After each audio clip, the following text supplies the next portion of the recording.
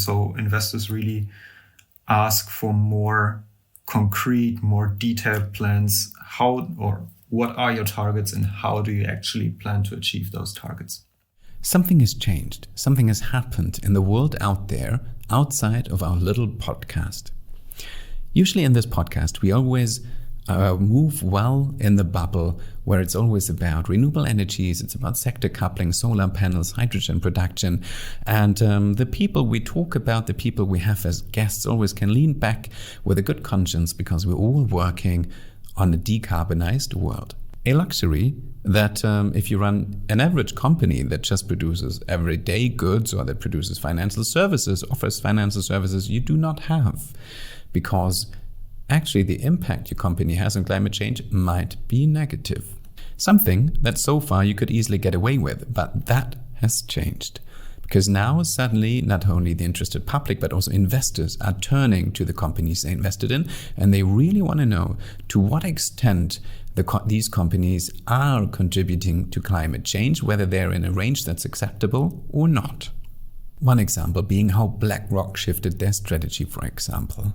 And you can see it already has an effect. Large corporations like Microsoft, for example, are hurrying to put out statements that really announce very ambitious climate goals. For example, Microsoft wants to offset all of its carbon emissions ever produced since the company was founded in 1975.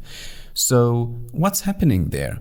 How suddenly is big finance interested in the decarbonization? And how can you combine these two things, climate change and finance? How can you put a number on climate change? And how can you put a number on it that investors are interested in? Stay tuned for an episode that takes us out of our comfort zone that we have here in the podcast and takes a look at the normal world.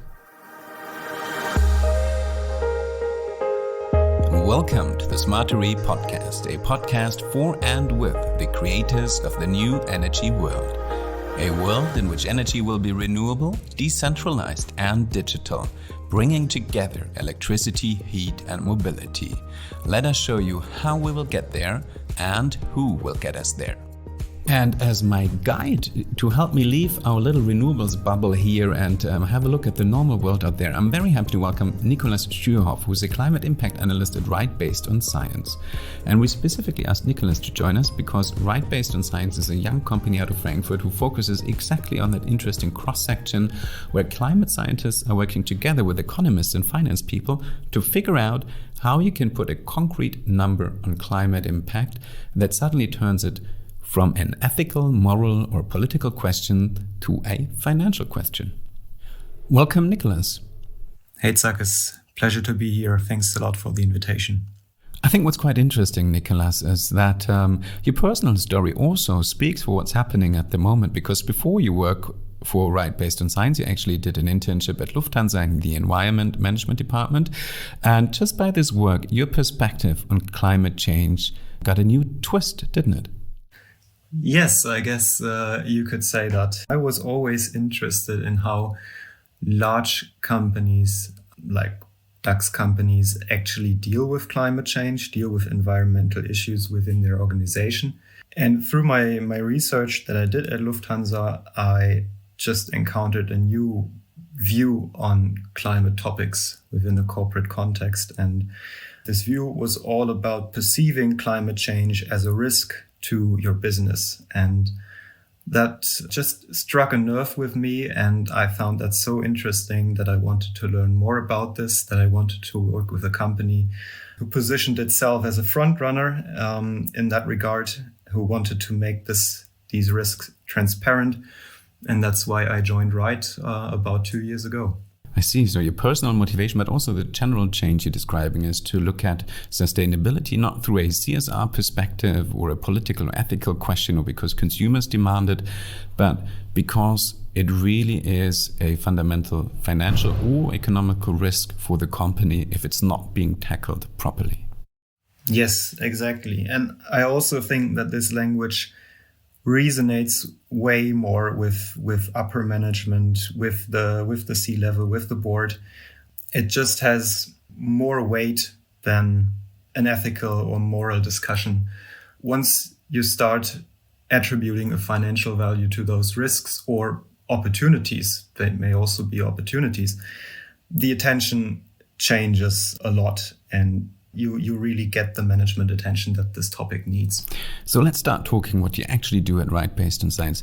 How are you able to capture the full climate impact a company has and then translate it into a concrete number that gets you the attention of the management board? Yeah, this is a very important question, because from my experience working with the numbers you usually work with in the environmental or sustainability department, these numbers are very abstract. You're talking about tons of CO2 emissions or CO2 equivalents even, which is even more cryptic. And nobody really can tell, well, 30 million tons of CO2, is it a lot or not? It's probably a lot, but you don't really have the context to put it into a bigger picture. And what we aim for with the XDC model is translating such figures into a more tangible number, a language which businesses, consumers, politicians can understand, and that's the degree Celsius number. And that's essentially what we do with our model. We translate the emissions accounting of a company into a degree Celsius number, which puts the climate impact of a company in a context that is easier to grasp, easier to understand, and has a whole different psychological effect as well. So eventually you present a very simple number that's easy to understand, that also has some emotional value. But you arrive at it with a very complex model, if I understand correctly, which you call the XDC model, the X degrees compatibility of the company. So maybe you can tell us a little bit more how that process works, from getting the data the company provides, then feeding it into your model and breaking it down to a very simple to understand number. So basically the XDC model works with two parameters. One being obviously the emissions of a company. Most bigger companies have transparency on those emissions. And the other important parameter is the financial performance of the company. So here we're looking at gross value added, and we put those into relation. So we calculate an emission intensity, and that emission intensity tells us how many emissions a company needs to generate 1 million euro of gross value added. So that's the first step that happens in the model. We're always starting at the company level with those two parameters. In the second step, we then scale this emission intensity to the entire world, essentially. So we're looking at how many emissions would be released into the atmosphere up to 2050 if the entire world operated like the company that we're looking at. And then in the third step, we use a climate model, and this climate model calculates the resulting degree of global warming from the emissions that have been released into the atmosphere up to 2050. So that's the really important part, where also our deep connection to science and climate science especially comes into play. This degree Celsius number, it's a real degree Celsius number instead of a score or a rating, so to say. And just to add some context and understand also then where the emotions come in with such a simple number, is that generally at the moment we're aiming to keep the global warming below 1.5 degrees. Probably we're going more towards like 2 degrees. If things really go south and we don't react fast enough, we end up with something like 4 or 5 degrees. And what you're saying is that your model allows a company to position itself in that context. Is my company helping to achieve global warming below 2 degrees? Or is my company more or less working on a world that has 4 to 5 degrees of global warming, which means, am I a good guy or a bad guy, right? Yes, exactly. So we have this universally agreed upon target already. It's in the Paris Accord. So striving to limit global warming to 1.5 degrees. And with our model, we use the same language. Obviously, when you make this calculation for a company, you always need to consider the sector that company is operating in. So obviously, not the whole world is Lufthansa or an energy company. So you always need to put those metrics into context. So context being the sector, but also the targets which are specific for the sector that a certain company operates in. So what kind of response do you get from companies? Because it's really like letting your pants down, right? If I was in management of, for example, of a not so climate friendly company, I really would not want you guys near my company because those numbers that you bring up might not be very pleasant. And not only internally, but specifically if the public learns about it. So how do you approach companies and how do they react to you? This is an interesting question because you might expect companies to be really shocked or maybe even angry about those figures. But most of them already have a feeling that their performance might not actually be the best. Still, it's really interesting to see that in an actual number in the end. And some of them, for example, they're shocked by the difference towards their competitors, for example. So that's a reaction we've had in the past quite a lot. But looking at the individual figures of a company, they're usually like, okay, this is not a good number. We're obviously not going to communicate this, but now how can we reduce this? And that's also something that we offer with our analysis. So actually determining emission reduction pathways that would allow the company to meet its target. I think something that we have been quite successful with in the past is that we do not use those numbers to accuse companies, but to rather give an objective analysis and tell them, yes, bluntly, where they're standing right now. But it's not something that we use to increase pressure on companies, that we use to campaign for more climate friendliness. It's a tool that we want to give to companies to have more transparency about their climate impact and to take effective measures to reduce it. Apart from maybe wanting to compare yourself to direct competitors, how real is the threat of actual financial losses if I don't act on decarbonization?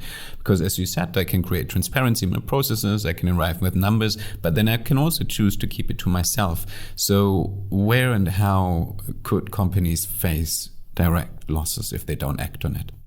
I mean, it's hard to tell for the short term. I think what we've seen in the past increasingly is that this whole, in the finance world, you call it ESG, that the whole ESG topic attracts way more investors' interest. So ESG is something you find on the first few slides of a company's quarterly results presentation, instead of being somewhere a footnote at the end. And just quickly for non-finance guys like me, what does ESG stand for? ESG stands for environmental, social, and governance. So these three factors that obviously climate change and climate friendliness, environmental friendliness is a part of. So this topic, it gained a lot of traction with investors, also consumers, in the past few months. The reporting and disclosure requirements, we see them steadily rising. So investors are increasingly asking critical questions, and companies need to be well prepared for that. So investors really ask for more concrete, more detailed plans. How or what are your targets and how do you actually plan to achieve those targets? I really would like to hear your personal opinion about how much weight is there really behind this momentum that you just described. Because again, in my non-finance worst eyes, there seems to be quite something happening. Large corporations like Microsoft announce very ambitious offsetting goals. On the one hand, governments like Germany have a look again at their climate laws and introduce stricter numbers. And then you see the, in quotes, dirty companies really facing much more pressure. Funnily enough, 3 oil companies, completely independently from each other, had their personal doomsday all on May 26th. Most prominently, Shell being forced by a Dutch court to significantly reduce their emissions, much more than they had originally planned. Exxon just had been forced by some minority shareholders to introduce some climate-aware board members. And then Chevron, on the other hand, had been forced against the will of the board to really introduce Scope 3 emissions in their carbon accounting, which is something also very insane because that means they have to account for the oil that their customers are burning. So are these cases like, for example, the court ruling with Shell a sign that times are really changing? Yeah, I think this recent court ruling demonstrates that very well. I think a few years ago, nobody would have thought that this is a realistic scenario, that a company, a non-state actor, is actually obliged to reduce its emissions in line with the Paris Agreement. So that's really a landmark ruling. And I see the risk of such climate change litigation increasing over time. So here we really see that the climate impact of a company, Shell in this case, is a risk to the company itself, because it's a risk towards litigation. So now they're ordered to come up with this plan, with this strategy, but also obviously it's a reputational risk towards consumers. This is also an area of application for the XDC model. So companies being able to demonstrate and express their climate impact in a degree Celsius number is a very transparent approach to report on your own climate impact. So does this also mean that it's become easier to get investors, companies, to take some serious amounts of money into their hand and invest into a decarbonized future? Because, I mean, you always read about how expensive it's going to be for the world not to react on climate change. Yet, on the other hand, it seems to be so difficult to get the really important stakeholders to move forward and invest their assets into a climate-friendly future. Is there a change happening now? I think it has become a little bit easier because financial actors are kind of waking up or kind of realizing how urgent those investments need to be made. However, it remains a challenge because the metrics or criteria you need to identify such investments are still under development. And in this phase where they're still under development, they tend to be inconsistent and ambiguous. So everybody's asking for such investments, but there's no standardized way of actually assessing those investments. And they are under development with the EU taxonomy. I think there is a very helpful framework now for companies and also in investment firms. But implementing these criteria and implementing the EU taxonomy is also a challenge to companies. So they really need to speed up this whole development now, that money can actually flow into sustainable investments. So you're saying that the assessment methodologies as well as standardization processes are still being developed. Of course, with Right Based on Science, you have your own model, the XDC model, that helps to assess climate impact.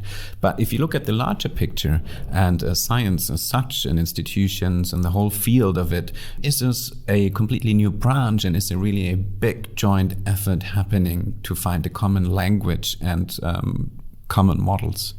Yes, absolutely. I think what we're experiencing right now is that climate science has a new user group. So financial stakeholders are increasingly relying also on climate scientific findings, which is why we really emphasize this link towards the climate science in our model as well, which is why we have this huge research project, which is called Right Open. So within Right Open, we make our XDC model accessible to academia, free of charge. It's an open source project. So we have scientists from all kinds of universities and all kinds of disciplines working with this model, making it more robust and more reliable in the end. And this open source approach is very important to us because we believe that a standard can only be set if it's not a black box model, but if it's transparent and plausible and co-developed with science. So from a science perspective, let's get back to a company perspective for a moment. Let's imagine I work in the board of a large corporation that's globally active, and I use the XDC model, and I find out, okay, it does make financially sense to turn this company into a 1.5 degrees compatible company, or maybe it does even make sense to turn it more sense to be 1.7 degrees compatible. But what are the next steps? Like, do you recommend certain measurements? How do I get there? I mean, both benchmarks are are available in our model, and the model gives you options for reduction pathways. What it does not supply you with is a certain type of measure that we would recommend or that anybody else would recommend. What we aim to provide is a tool to identify those measures yourself. So imagine you're having 2 million euros at hand and you have 3 possible options to invest in. Which one is the Paris-aligned option? And that is what our model can provide. We don't have this focus on consulting companies towards which measures they should implement now. Our focus is really on providing a framework, providing a set of tools for companies to do those decisions themselves, because in the end, our experience is that they have a very, very good understanding of the options that they might have at hand. So it's not really a question of being out of options, but more or less having the right incentive. And as we discussed in the last minutes, they have more and more of an incentive, and specifically also a financial incentive. So if you look at the world as such, are you seeing something that's going to give this dynamic some additional boost? Are we on the right track? From what we witness, I think the new Biden administration puts a lot of energy into this topic. At least that's what we experience from across the pond. And that certainly speeds up things. And I'm sure that this drive towards more sustainability and towards decarbonization will persist in the upcoming years. We're living in a globalized world, and I'm sure that the efforts being taken by some states who might lead this development, they will sooner or later spill over to other countries and regions in this world as well. Well, I always like to end my podcast on a positive note, so that was great to hear, and I think we'll take that as your last statement, Nico. And before we check out, let me try myself at a quick wrap-up. Well, it's been really interesting to leave our little bubble here of renewable energies and look at the world as such and just your average company that's out there and the impact it has on climate change. And it's been really good to learn that apart from the usual suspects, really investors as such, companies as such, board members as such are turning an eye on battling climate change simply because it doesn't make sense financially and they want to save their investments. I think even maybe the motivation is not an idealistic one. It is really good news for us because it means that sort of like the heavyweights are moving in, and we hopefully soon will see much more significant commitments and investments in order to make the decarbonization happen. Thanks for joining us today, Nico. Thank you, Zakus. It's been a real pleasure to be on your podcast. Stay tuned for more episodes of the Smarter E podcast.